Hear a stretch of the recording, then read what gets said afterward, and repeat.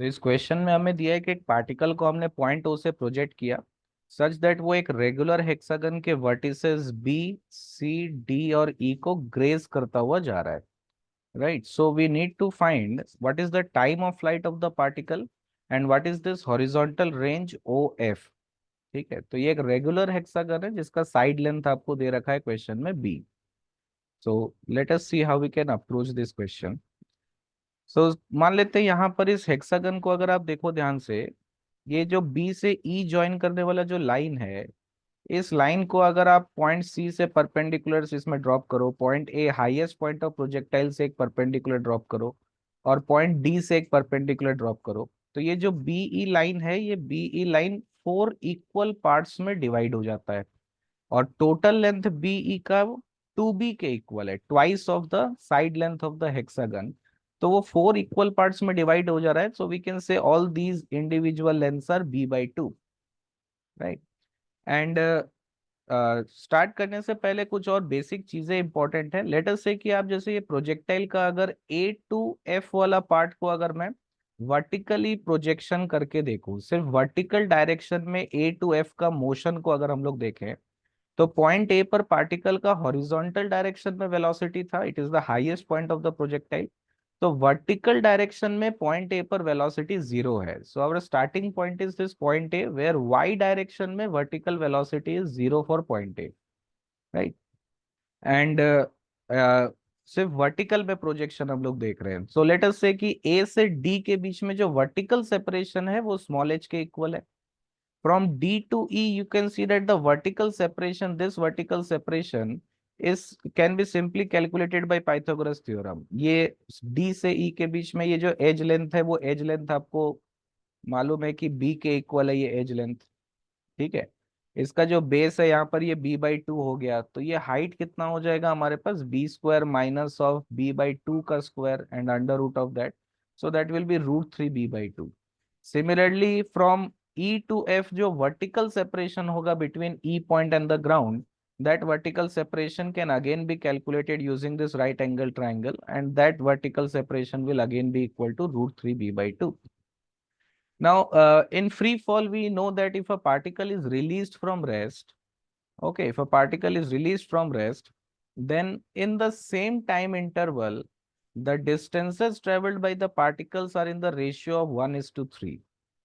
Right now, why I'm saying same time interval? Because the time taken by the particle to go from A to D and the time taken to go from D to E will be same, because the horizontal component of velocity is always same in a projectile motion, and you can see that from A to D the horizontal separation is b/2, and from D to E again the horizontal separation is b/2. Therefore we can say that time taken to go from A to D and the time taken to go from D to E will be same. Similarly, the time taken to go from B to C and the time to go from C to A will also be same, because the horizontal separation between AC and the horizontal separation between B and C are same.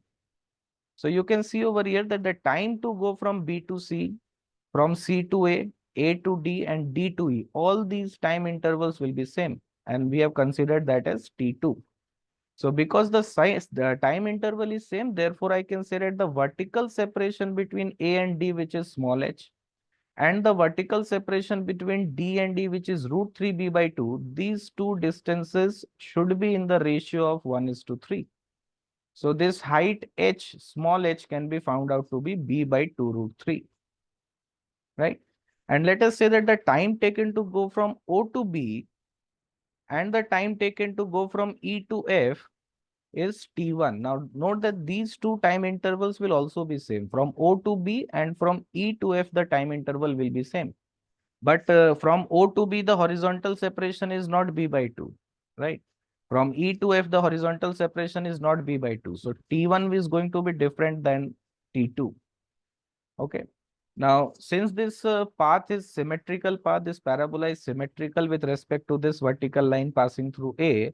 So the total time of ascent to go from O to A and the time of descent to go from A to F, these time will be same. So time of ascent will be equal to time of descent. Now, what is the time of descent? From A to D, the time is T2. from D to E, the time is T2, and from E to F, the time is T1. So the time of descent will be twice of T2 plus T1. Okay, so we'll be using these points for our calculation. Now, what is the maximum height reached by the particle from O to A? Maximum height is simply the summation of these individual distances, small h plus root 3b by 2 and root 3b by 2. So the total maximum height is 7b by 2 root 3. I've just added these two values. Now, since the time of ascent and time of descent is same, so if you release a particle from rest, then what is the time it will take to fall through a distance of capital H? That time will be simply under root of 2 times of capital H by G. So we already know the value of capital H. If you substitute the capital H in this equation, you will find the time of ascent and the time of descent which are same, which will be equal to under root of 7b by root 3g. So the total time of flight is simply the addition of time of ascent and time of descent. So if you add these two, yeah, or I can say you just multiply this time of ascent by 2, you will get the total time, right? Now, what is the time T2? T2 is the time to go from A to D or from D to E, right? So simply I can say that T2 is the time taken by this particle to fall through a vertical height of small h. So I can say T2 is under root of 2 times of small h by G. Now I already know the value of small h, which was B by 2 root 3. So I know the value of T2. So T2 is known, which is the time to go from A to D or the time to go from D to E. So these time intervals are known. Okay, so total time of ascent and descent is also known to me, which is under root 7b by root 3g. So total time of descent, I can write it as T1 plus 2 T2, which is equal to under root 7b by root 3g, and T2 is already known. So from this equation, I can find the value of T1. T1 was the time to go from O to B or from E to F. So now I know the values of T1 and T2 individually and also the total time of flight.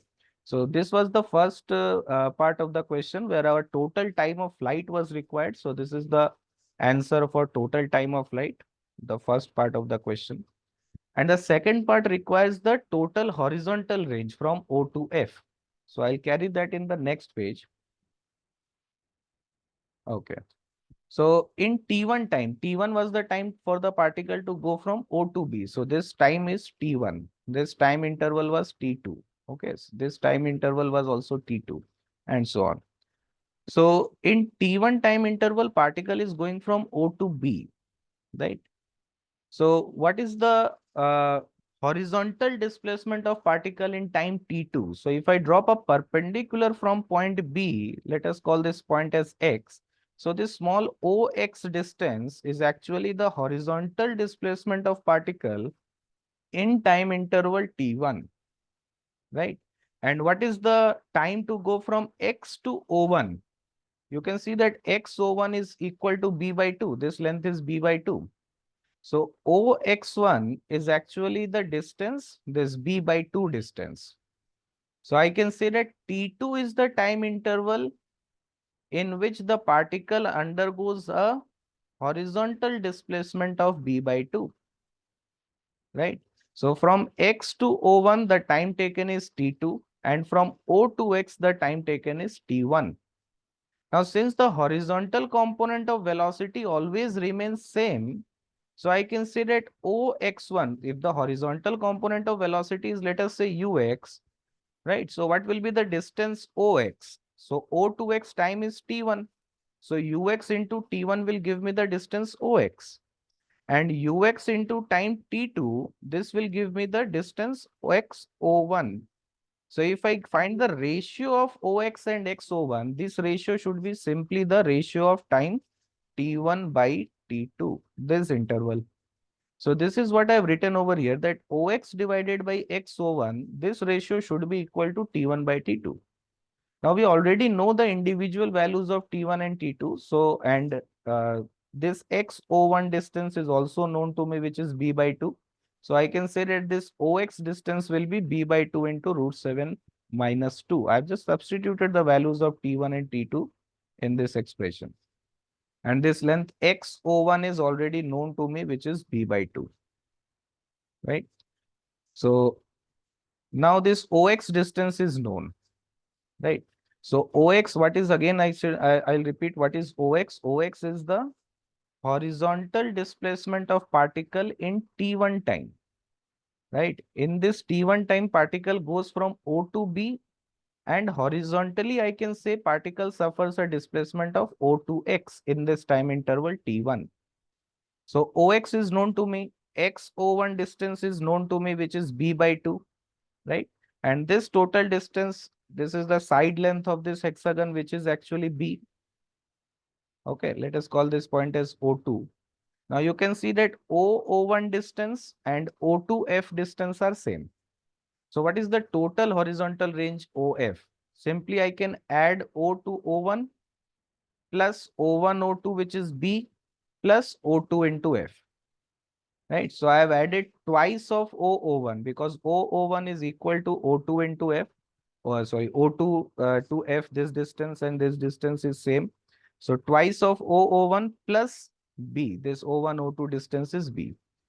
Right? So what is this total distance OO1? That is B by 2 plus O into X, O to X. So OX distance is known, which is B by 2 under root of 7 minus 2. So if you substitute these values, you will find the total range to be root 7 into B.